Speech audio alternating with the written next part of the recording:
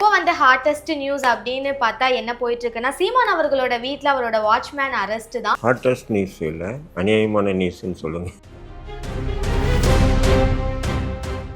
அப்போ போலீஸை அடிச்சிருக்காங்க அப்படின்னு சொல்றதெல்லாம் ஒரு பொய்யான தகவல் தானா சார்? சன் டிவி பேசுது, திமுக ஐடிவிங்க வந்து அதை வந்து சோசியல் மீடியாவில் பரப்புது. வாட்ச்மேனை நீங்கள் கைது பண்ணுறதுக்கு ஏன் அவ்வளோ ஆக்ரோஷத்தை காட்டுறீங்க? ஏன்னு சொன்னீங்கன்னா, அந்த இன்ஸ்பெக்டர் ஆய்வாளர் இருக்காரு பிரவீன், அவர் பேரு. இவர் வந்து யாருன்னு சொன்னீங்கன்னா, ராஜீவ்காந்தி கொல்லப்பட்டார் இல்லைங்களா? அவர் கொல்லப்படும் போது ராஜகுருன்னு ஒரு இன்ஸ்பெக்டரும் கொல்லப்பட்டார். ராஜகுரு என்ற இன்ஸ்பெக்டருடைய மகன் தான் இந்த பிரவீன். இது முழுக்க முழுக்க பழி வாங்கறதுக்காக போடப்பட்ட ஒரு விஷயம் தான். 100%. பிரவீன் இன்ஸ்பெக்டர் பார்த்தீங்கன்னு சொன்னால், அவர் போராளிகளே பிடிக்காது. அவர் ஒரு விதமாக வந்து அட்ராசிட்டி பண்ணுவாருன்னு சொல்லிட்டு தொடர்ந்து அவரை பற்றி நிறைய தகவல்கள் எனக்கு வந்துட்டே இருக்கு. அவங்க மனைவி சொல்றாங்க சாரி அப்படின்றாங்க. என்ன சாரி பூரி? இது ஒரு ஆய்வாளர் பேச வேண்டிய விஷயமா? பயன்படுத்திக்கிறாங்க அப்படின்னு விஜயலட்சுமியை திமுக பயன்படுத்து. ஒரு கேஸ் வந்துட்டு நீதிமன்றத்துல விசாரணைக்கு இருக்கு. இப்போ இந்த நிலையில வந்துட்டு ஸ்டேஷனுக்கு வரணும் அப்படின்னு அழைச்சிட்டு போறது சரியானதா இருக்குமா சார்? அதான் சொல்றேன் நான். இப்போ ஒன்றும் இல்லை, எச் ராஜா வந்து பார்த்தீங்கன்னா இப்போ சமீபத்தில் திருப்பரங்குன்றம் தர்காவை இடிக்கணும்னு சொல்லி பேசியிருக்காங்க. எச் ராஜாவை கைது பண்ணி ஜெயிலில் போடுற அளவுக்கு திமுகவுக்கோ திமுக போலீஸுக்கோ ஆண்மை இருக்கா? ஒருவேளை சீமான் அவர்களை அரெஸ்ட் பண்ணிட்டாங்க அப்படின்னா தமிழ்நாட்டு அரசியல எந்த மாதிரியான விளைவுகள் ஏற்படும் சார்? சீமானை கைது பண்ண முடியாத நபரெல்லாம் சீமானு சொல்லி நம்ம வாயை நம்ம நாரடிச்சிக்க முடியாது. இந்த விஷயத்தை அவர் எப்படி ஹேண்டில் பண்ணுவாரு சார்? இல்லை, லெஃப்டில் டீல் பண்ணிட்டு போயிட்டே இருப்பேன். இது என்ன பெரிய கேஸ்? காட்டு புஷ்பம் போல வளரக்கூடிய நாம் தமிழ் கட்சியை அழிச்சிடணும், எதிர்கட்சியாக இருக்கக்கூடிய அதிமுக அழிச்சிடணும், நமக்கு எதிர்கட்சியாக பாஜகவை நியமனம் பண்ணி. எஃப்டி பாலிடிக்ஸ் நேயர்களுக்கு வணக்கம். இன்னைக்கு நம்ம கூட தடா ரஹீம் சார் தான் இருக்காரு, அவரோட பேசலாம். வணக்கம் சார். எப்படி இருக்கீங்க சார்? ரொம்ப நல்லா இருக்கேன். ஓகே சார், இப்போ வந்து ஹாட்டஸ்ட் நியூஸ் அப்படின்னு பார்த்தா என்ன போயிட்டு இருக்குன்னா, சீமான் அவர்களோட வீட்டில் அவரோட வாட்ச்மேன் அரெஸ்ட் தான். ஸோ என்ன நடந்தது சார், அதை பற்றி சொல்லுங்க. ஹாட்டஸ்ட் நியூஸ் இல்லை, அநியாயமான நியூஸ்ன்னு சொல்லுங்க. ஏன்னு சொன்னீங்கன்னா, இது வந்து முழுக்க முழுக்க ஒரு அரச பயங்கரவாதத்தை வந்து சீமான் வீட்டுக்கு மீது தமிழக அரசு ஏவி இருக்குது. அப்படி தான் என்னுடைய பார்வையில் நான் பார்க்குறேன். ஏன்னு சொன்னீங்கன்னா, இந்த வழக்கு விஷயமா வந்து ஏற்கனவே வந்து ஒரு வழக்கு இப்போ நீங்கள் ஒரு புகார் கொடுக்குறீங்க. புகார் கொடுக்குறீங்கன்னும் போது அந்த புகார் சம்மந்தமாக ஒரு தடவை கூப்பிட்டு விசாரிக்கலாம். புரியுதுங்களா? ஏன்னா அவர் ஒரு பொலிட்டிக்கல் பர்சனாக இருக்கார். ஒரு தடவை கூப்பிட்டு விசாரிக்கிறீங்க, அப்போ வாக்குமூலம் வாங்குறீங்க.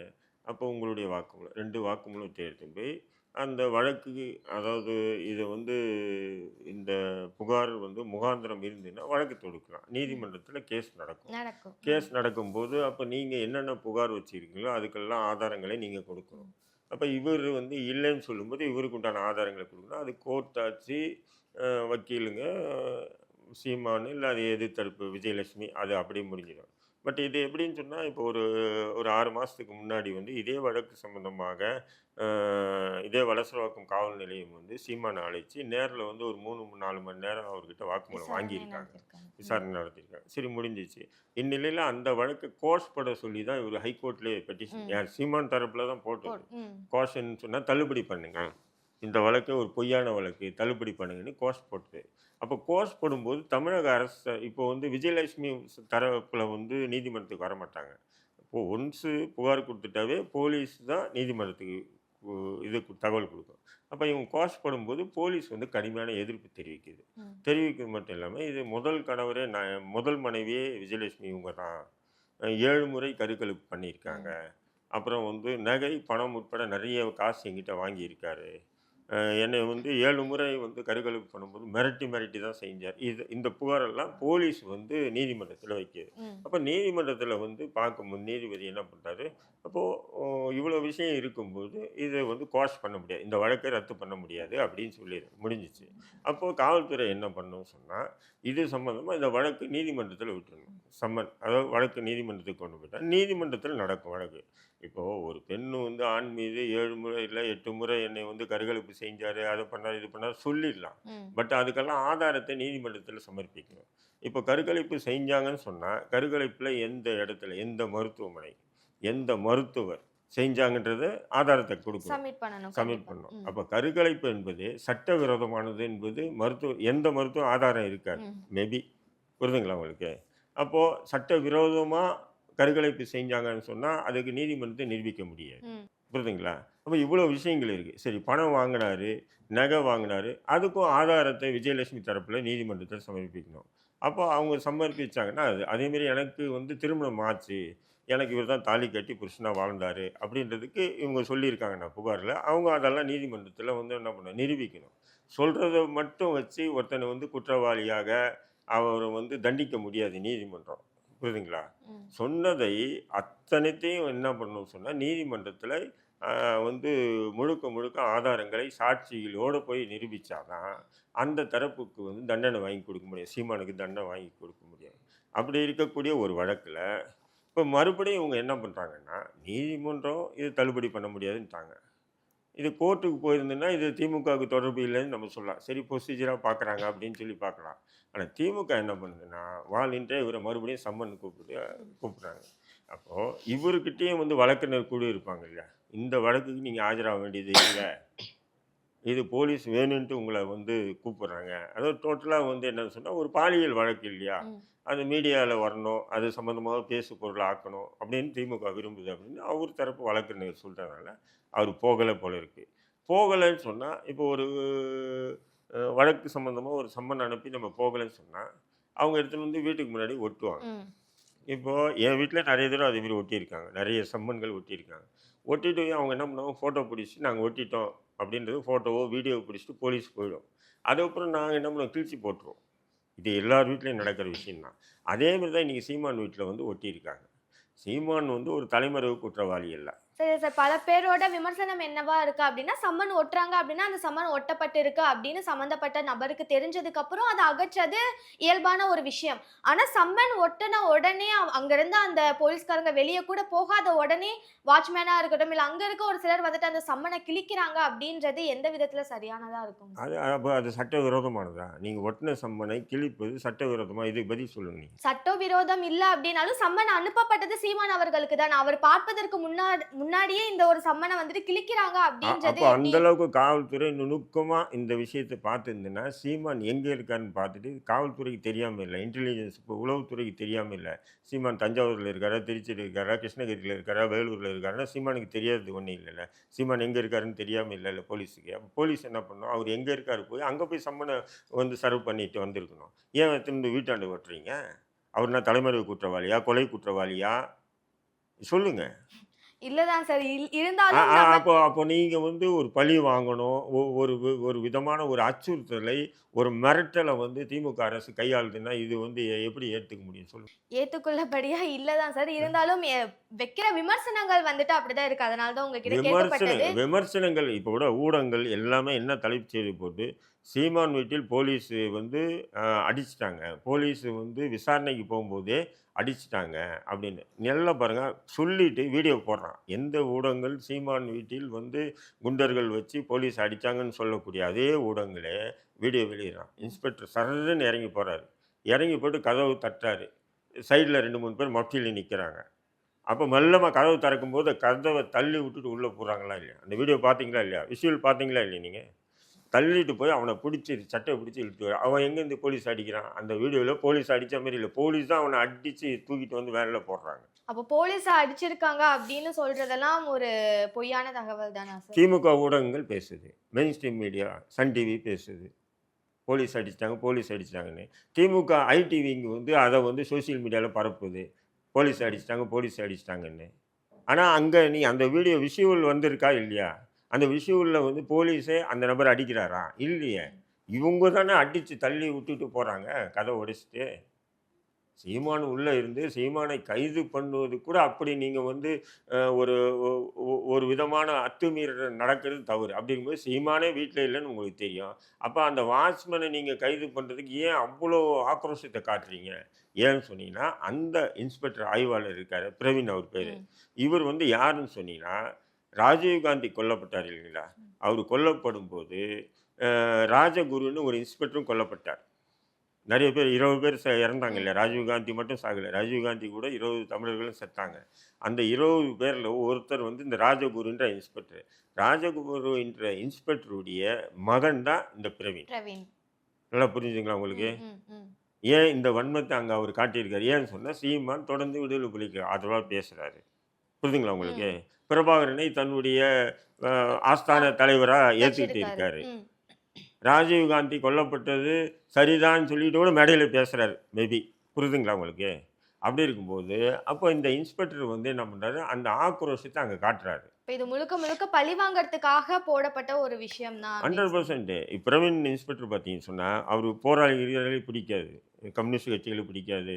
இஸ்லாமிய அமைப்புகள் பிடிக்காது. ம். எந்த போராட்ட குழு அமைப்புகளுக்கும் அவர் பிடிக்காது. அவர் ஒரு ஒரு விதமா வந்து அட்ராசிட்டி பண்ணுவாருன்னு சொல்லிட்டு, தொடர்ந்து அவர பத்தி நெறைய தகவல்கள் எனக்கு வந்துட்டே இருக்கு. ம். இன்னைக்கு அவரு அத்துமீறி சரி, அவங்க மனைவி சொல்றாங்க, "சாரி" அப்படின்றாங்க. "என்ன சாரி? ம். பூரி." இது ஒரு ஆய்வாளர் பேச வேண்டிய விஷயமா? சொல்லுங்க. நீ இதே மாரி சீமான் வீட்டுக்கு நுழைஞ்ச மாரி, நீ அண்ணாமலை வீட்டுக்கு போய் நுழைய முடியுமா? அண்ணாமலை கூட தான் ஒரு வாரத்துக்கு முன்னாடி உதயநிதி ஸ்டாலின் அவன் இவன்னு ஒருமையில பேசினாப்புல. ம். உன்னால போய் அங்க போய் உன்னுடைய இதுவ காட்ட முடியுமா? நான் கேட்கிறேன். அல்லது வேற எந்த அரசியல் கட்சி தலைவர் வீட்லயாச்சும் நீ இப்படி போய் நீ அத்துமீறி நடந்துக்க முடியுமா உங்களால? அப்புறம் சீமானுன்னா மட்டும் ஏன் பண்றீங்க அப்போ? அப்ப திமுக அரசு இப்படி சொல்லியிருக்கு. இப்படி பண்ணுன்னு சொல்லி. அதனால தான் இப்படி பண்றீங்க. ம். இன்னொரு விமர்சனம் என்னவா இருக்கு அப்படின்னு பார்த்தா, அவர் ஒரு வாட்ச்மேன் அங்க இருக்கவரு அப்படின்னா, தமிழ்நாட்டிலேயே 3வது பெரிய கட்சி தலைவரோட வீட்ல இருக்க வாட்ச்மேன்க்கெல்லாம் பிஸ்டல் எப்படி? அவரு வச்சிருக்காரே சரி அப்படின்ற ஒரு சரி விமர்சனம் தான் பிஸ்டல் இருக்கு. பிஸ்டல் எப்படின்னு சொல்லிட்டு நீங்க என்கிட்ட கேட்கக்கூடாது. ஊடகங்கள் கேள்வி எழுப்பக்கூடாது. நீங்க என்ன பண்ணணும்னா, வழக்கு போடுங்க. பிஸ்டல் வச்சிருக்காரு. அவர்கிட்ட லைசென்ஸ் இல்லையா? லைசென்ஸ் இல்லாத பிஸ்டல் எப்படி வச்சிருக்காருன்னு சொல்லுங்க. நீங்களே சொல்றீங்க 3வது ஒரு பெரிய அரசியல் கட்சி. அவருடைய வீட்டு வாசப்படில அவரு ஓனா வந்து ஒரு வாட்ச்மேனுக்கு வந்து பிஸ்டல் லைசென்ஸ் வாங்கி வச்சிருந்தாருன்னா, லைசென்ஸ் வாங்கி வைக்காம இருந்தேன்னா, அவர் சொல்றாருல்ல, "என் இடுப்புல பிஸ்டல் இருக்கு. ம். நீங்க என்ன இது பண்ணாதீங்க. என்ன இது வலிக்குது, வலிக்குதுன்னு" சொல்றாரா இல்லையா? ம். கத்துறாரா இல்லையா அவரு? அப்ப அது லைசென்ஸ் இல்லன்னு சொன்னா அவரு சொல்லுவாரா அவரு? சொல்லியிருக்க மாட்டாரு தான். இதெல்லாம் கொஞ்சம் யோசனை பண்ணி பார்க்கணும். ஊடகங்கள்லாம் பிஸ்டல் வச்சு மிரட்டினாரு. அவரு எங்க மிரட்டினாரு பிஸ்டல் வச்சு? போலீஸ் தானே அவர்கிட்ட அத்துமீறமா நடந்துக்குது. இது விஷயம் இல்ல. ம். அது வீடியோவா வந்திருக்கு. ஆனா, அத்தனை மெயின் ஸ்ட்ரீம் மீடியாவும் என்ன பண்ணுது? சீமான் வீட்ல வந்து போலீஸ தாக்குனாங்க தாக்குனாங்கன்ற அப்படின்ற மாரி தான் மாரி வருது. தான் அங்க போட்டிருக்காங்க. போலீஸ் யார் தாக்குனாங்க? போலீஸ் தான் அவன தாக்கி இழுத்துட்டு போகுது. அப்ப சீமான் இல்லாத நேரத்துல, நீங்க போய் அங்க ஒட்டுனது எப்படி ஒட்டுனீங்க? சீமான் கிட்ட எடுத்துன்னு போய் அந்த சம்மன சர்வ் பண்ணியிருக்கணும். சீமான் இல்லாத நேரத்துல சீமான் வீட்ல ஒட்டுனது தவறு. அது கிழிக்கிறது வந்து சட்டவிரோதம் அல்ல. ம். கிழிச்சாங்க. கிழிச்சாங்கன்றதுக்காக நான் விசாரணைக்கு போறேன்னு நீ விசாரணைய நடத்துனீங்க. கதவ தள்ளி விட்டுட்டு போய் அவன புடிச்சு இழுத்துட்டு போயிட்டே இருக்கீங்க. ம். அப்ப இது எல்லாமே வந்து பார்த்தீங்கன்னா, ஒரு விதமான அரச பயங்கரவாதம், அத்துமீறல், அக்கிரமம், அநியாயங்கள். இது சீமானுக்கு மட்டும் எதிரா ஏன் நடந்தது திமுக ம். அரசுக்கு? சார் இந்த மாரி பல கேள்விகள வந்துட்டு பலரும் முன் வச்சுட்டு தான் இருக்காங்க. சீமான் அவர்கள் மேல வந்துட்டு 200க்கும் மேல வழக்குகள் இருக்கு. ஆனா குறிப்பா இந்த விஜயலட்சுமி வழக்குல மட்டும் அவர அரெஸ்ட் பண்ணியே ஆகணும்னு ரொம்ப முக்கியத்துவம் காமிச்சுட்டே இருக்காங்களே! அதற்கு காரணம் என்ன சார்? இப்ப தமிழ்நாட்டிலே நீங்க பார்த்தீங்கன்னு சொன்னா, இதேமாரி பாலியல் வழக்கு லட்சக்கணக்கான தமிழ்நாடு விடுங்க. சென்னையிலே 1,00,000 வழக்கு கிட்ட இருக்கும். நிலுவையில இருக்கும். நெறையாவே இருக்கு. புரியுதுங்களா? சில காலங்கள் மனைவியா வாழ்ந்துட்டு விட்டுட்டு போய் அவ வழக்கு குடுத்திருப்பா. சில பேர் குழந்தை குட்டி பெத்துக்கிட்டு போய் விட்டுட்டு போயிருப்பான். ம். இது போன்ற வழக்குகள் பார்த்தீங்கன்னா, 1,00,000 வழக்குகள் சென்னை நகரத்தில் மட்டும் இருக்கும். ம். ஆனா, இந்த வழக்கு கூட 15 ஆண்டுகளுக்கு முன்னாடி கொடுக்கப்பட்ட ஒரு வழக்க, தூசி தட்டி, பெயிண்ட் அடிச்சு, இப்ப எடுத்துட்டு வந்து அ ஷோகேஸ்ல வச்சு, இது வந்து பார்வையாளர் பார்க்கறதுக்கு வைக்கிறாங்கன்னு சொன்னா, இதுல தான் வந்து அரசியல் இருக்குன்னு சொல்றேன் நான். ம். இத இது வந்துட்டு அரசியல். பயன்படுத்திக்கிறாங்க அப்படின்றது விஜயலட்சுமியை திமுக பயன்படுத்துது. பயன்படுத்துது. ம். அதான் இதனால நான் என்ன சொல்றேன், அவங்களுக்கு என்ன இல்ல, நன்மை இல்ல. இருக்க போகுது? விஜயலட்சுமிக்கும், சீமானுக்கும் என்ன நடந்தது, அவங்க 2 பேருக்குள்ள விஷயம் அது நமக்கு தெரியாது. நான் அதுக்காக சீமான ஆதரிச்சோ, விஜயலட்சுமி எதிர்த்தோ, அல்லது விஜயலட்சுமி ஆதரித்து சீமான எதிர்த்தோ நான் பேச வரல. ஆனா, இப்போ நடந்துக்கக்கூடிய விஷயங்கள வச்சு தான் நான் பேசுறேன். சீமான் மீது வன்மத்தை திமுக அரசு தொடர்ந்து கக்குது. இது ஏன்? ம். அப்ப சீமானுடைய அரசியல் திமுகவுக்கு மிகப்பெரிய ஒரு பின்னடைவை கொடுக்குது. சீமானுடைய அரசியல் திமுகவுக்கு மிகப்பெரிய ஒரு விதமான நெருக்குதல் இருக்கு. அத தாக்கு பிடிக்க முடியாம தான் இவங்க திசை அதாவது மடைமாற்றும் விதமா தான் இந்த செயல்கள்ல இழிவான ஈடுபட்டுட்டு இருக்காங்க. செயல்கள்ல ஈடுபடுறாங்க ம். திமுக அரசு. அப்படின்னு நாம குற்றச்சாட்டு வைக்கிறதுல என்ன தப்பு இருக்கு? கண்டிப்பா சார். நீங்க முன்னாடியே சொன்ன மாதிரி இந்த ஒரு கேஸ் வந்துட்டு நீதிமன்றத்துல விசாரணைக்கு இருக்கு. இப்போ இந்த நிலையில வந்துட்டு ஸ்டேஷனுக்கு வரணும் அப்படின்னு அழைச்சிட்டு போறது சரியானதா இருக்குமா சார்? அததான் சொல்றேன் நானு. இப்ப ஒண்ணும் இல்ல. ராஜா வந்து பார்த்தீங்கன்னா, இப்ப சமீபத்தில திருப்பரங்குன்றம் தர்காவை இடிக்கணும்னு சொல்லி பேசியிருக்கான். ம். பேசியிருக்காப்புல இல்லையா? இந்த காவல்துறை அந்த தைரியத்த எச் ராஜாவ வந்து கைது பண்ணது எச் ராஜா வீட்ல போய் சம்மன் ஒட்டுவாங்களா? எச் ராஜா விசாரணைக்கு கூப்பிடுவாங்களா? அல்ல எச் ராஜாவ கைது பண்ணி ஜெயில்ல போடுற அளவுக்கு திமுகவுக்கோ, திமுக போலீஸுக்கோ ஆண்மை இருக்கா? நான் கேட்கிறேன். இல்லையே. அங்க வழக்கு பதிவு அதாவது வழக்கு போட்டிருக்காங்கன்றதோட முடிச்சிட்டீங்க. புரியுதுங்களா? அப்ப சீமான் விஷயத்துல மட்டும் வந்து நாங்க பெரிய வீரர்கள் மாரி நீங்க வந்து நெஞ்சு நிமித்திட்டு கிளம்பும்போது, இதுல முழுக்க முழுக்க அரசியல் கலந்த ஒரு வழக்கா தான் இது பார்க்க முடியுது. இல்லன்னு சொன்னா நம்ம இது அரசியல் அரசியல் பார்வையை தவிர்த்து தான் பார்க்கணும். ஏன்னா இது ம். ஒரு குடும்ப விஷயம். பாதிக்கப்பட்ட ஒரு பெண்ணுன்றதுனால நம்ம அரசியலுக்கு அப்பாற்பட்டு தான் பார்ப்போம். ம். பட் இதுல வந்து முழுக்க முழுக்க அரசியல் பார்வையில தான் நம்ம இத பார்க்கணும். இத அரசியல் பார்வையில பார்க்காம நீங்க பாதிக்கப்பட்ட பெண்ணுன்ற அடிப்படையில பார்த்தீங்கன்னு சொன்னா, இத விட ஒரு அக்கிரமம் உலகத்துல வேற எதுவும் இருக்காது. Okay sir. இந்த ஒரு விஷயம் நடந்ததுக்கு அப்புறம் எல்லாரும் கண்டிப்பா சீமான் அவர்கள அரெஸ்ட் பண்ணிடுவாங்க அப்படின்ற மாதிரி தான் சொல்லிட்டு இருக்காங்க. ஒருவேள சீமான் அவர்கள அரெஸ்ட் பண்ணிட்டாங்க அப்படின்னா, தமிழ்நாட்டு அரசியல்ல எந்த மாதிரியான விளைவுகள் ஏற்படும் சார்? இல்ல அரசு பண்ண முடியாதுன்னு சொல்ல முடியாது. காவல்துறை கிட்ட அந்த ஸ்ட்ரென்த் எல்லாம் இருக்கு. யார வேணாலும் கைது பண்றதுக்கு உண்டான ஏன் கருணாநிதி ஜெயலலிதாவ கைது பண்ணலையா? ம். 1,50,000 கோடி தொண்டர்கள் இருக்கக்கூடிய ஒரு கட்சியினுடைய தலைவர கைது பண்ணி ஜெயில்ல போடலையா? இது கலைஞர கைது பண்ணி உள்ள போடலையா? அ வைகோவ கைது பண்ணி உள்ள போடலையா? ஏன் இதே முதல்வர் ஸ்டாலின கைது பண்ணி உள்ள போடலையா? ம். டாக்டர் ராமதாஸ கைது பண்ணி உள்ள போடலையா? அதனால சீமான கைது பண்ண முடியாத நபரெல்லாம் சீமான்னு சொல்லி நம்ம வாய நம்ம நாரடிச்சுக்க முடியாது. காவல்துறை நெனச்சா கைது பண்ணும். ஆனா, அது கைது பண்ணாங்கன்னு சொன்னா, நிச்சயம் அது சீமானுக்கு மிகப்பெரிய வளர்ச்சி தான் அது. ம். அது அவங்களுக்கு வந்து பின்னடைவு வராது. இப்போ அவர் வீட்ல நடந்த அத்துமீறலுக்கு எனக்கு இவ்வளோ உணர்ச்சி வசப்பட்டு பேசக்கூடிய நான், அவர கைது பண்ணும்போது இன்னும் கண்டிப்பா. ஆக்ரோஷமா தான் பேசுவாங்க. ம். அப்ப நானே இப்படி பேசுறேன், நான் ஒரு ஆதரவாளரா ம். இருந்துட்டு, நம்ம பேசுற நடுநிலையா பேசக்கூடிய நானே இவ்வளோ ஆத்திரப்பட்டு பேசுறேன்னு சொன்னா, அவனுடைய ஆதரவாளர்கள் எப்படி ஆதரவாளர்கள்லாம் எப்படி பேசுவாங்க? சொல்லுங்க? கண்டிப்பா. அது பொதுமக்கள் எப்படி அவங்க ஏத்துக்குவாங்கன்றத கொஞ்சம் யோசனை பண்ணி பாருங்க. ஆமா சார். இப்படி பல விஷயங்கள் வந்துட்டு சீமான் அவர்களுக்கு எதிரா வந்துட்டு செஞ்சுட்டே தான் இருக்காங்க. ஆனா ஒவ்வொரு விஷயமும் அவருக்கு சாதகமா தான் முடியுது அப்படின்னும்போது, திரும்ப திரும்ப அவருக்கு வந்துட்டு இந்த மாதிரியான இன்னல்கள் குடுத்துட்டே இருக்காங்களே காரணம் என்ன சார்? அதுதான் சீமானுடைய அரசியல் திமுகவுக்கு மிகப்பெரிய பின்னடைவை ஏற்படுத்தியிருக்கு. ம். அது மட்டும் வெட்ட வெளிச்சம். ஏன் சொன்னா அவர் ஓப்பனா சொல்றாரு இல்லையா எல்லா விஷயத்தையும். அது வந்து திமுகவுக்கு ஒரு விதமான நெருக்குதலுக்கு ஆளாகுது. ம். அப்போ வேற வழியே இல்ல. அப்போ சீமான ஒழிக்கணும் அப்படின்னு தான் பார்க்குறாங்க. தமிழ்நாட்ட பொறுத்தவரையும் திமுக என்ன நினைக்குதுன்னா, தமிழ்நாட்டில அதிமுக ஒழிச்சிடணும். திமுக அது நாம் தமிழர் கட்சியும் ஒழிச்சிடணும். ஒண்ணு நமக்கு கட்டுப்படக்கூடிய சிறிய கட்சிகள் இருக்கணும். நமக்கு கட்டுப்படாத தன்னிச்சையா அ காட்டு புஷ்பம் போல வளரக்கூடிய நாம் தமிழர் கட்சிய அழிச்சிடணும். எதிர்க்கட்சியா இருக்கக்கூடிய அதிமுக அழிச்சிடணும். நமக்கு எதிர்க்கட்சியா பாஜகவை நியமனம் பண்ணிக்கணும். ம். பாஜகவை நாம தேர்ந்தெடுத்துக்கணும் ம். எதிர்க்கட்சியா. எப்படி வெஸ்ட் பெங்கால்ல வந்து பார்த்தீங்கன்னா, ஒரு காலத்தில கம்யூனிஸ்டா, காங்கிரஸான்னு இருந்தது. அது மாறி மம்தாவா, பாஜகவான்னு ஆச்சு. எப்படி டெல்லியில வந்து பிஜேபியா, அ ம் ஜனதாதள்லாம் காங்கிரஸா இருந்தது. இன்னைக்கு மாறி எப்படி பிஜேபியா அரவிந்த் கெஜ்ரிவால் ஆச்சு. அதேமாரி நம்ம மகாராஷ்டிரால எப்படி காங்கிரஸா, பாஜகவா இருந்தது. ம். இப்ப பாஜகவா இப்படி இப்படி வந்து எதிர்க்கட்சின்ற ஸ்தானத்தில மாநில கட்சிகள் தான் இருக்கணும் அப்படின்ற முடிவோட இங்க தமிழ்நாட்டில ஆளுங்கட்சி திமுகன்னா எதிர்க்கட்சி நம்ம இருக்கணும். இன்னைக்கு இல்லனாலும் நாளைக்கு தமிழ்நாட்ட நாம வந்து ஆட்சி செய்யலாம். ம். புரியுதுங்களா உங்களுக்கு? எப்படி நம்ம ஒரிசால பிஜு ஜனதா தளத்த கையில வச்சுக்கிட்டு, கொஞ்சம் கொஞ்சமா அந்த பிஜு ஜனதா தளத்த ஒதுக்கி, அங்க வந்து ஆட்சி அதிகாரத்த அவங்க கைப்பற்றுனாங்களா? புரியுதுங்களா? ம். சுதந்திர மாநிலத்திலிருந்து பாஜக வெற்றி பெறாத ஒரு மாநிலத்தில ஆட்சி அதிகாரத்த கைப்பற்றுனாங்க இல்லையா? ம். அதேமாரி தமிழ்நாட்டில கைப்பற்றணும்னா, அப்போ திமுக அதுக்கு எதிரி யாருன்னா பாஜக. பாஜக. பாஜக அதுக்கு எதிரி யாருன்னா திமுக. ம். இப்படி ஒரு எ எ அடையாள அரசியலை தமிழ்நாட்டில கொண்டு வரணுன்றதுக்காகத்தான் திமுகவும், பாஜகவும் இணைந்து நடத்தக்கூடிய நாடகம். இப்ப இதில வந்து சீமானெல்லாம் தன்னிச்சையா வரக்கூடிய ம். நபர். அப்போ இந்த வளர்ச்சி நமக்கு ஏதோ ஒரு பின்னடைவை தரும். ஆகையினால இத ஒழிக்கணும். இதுதான் ஓகே சார்.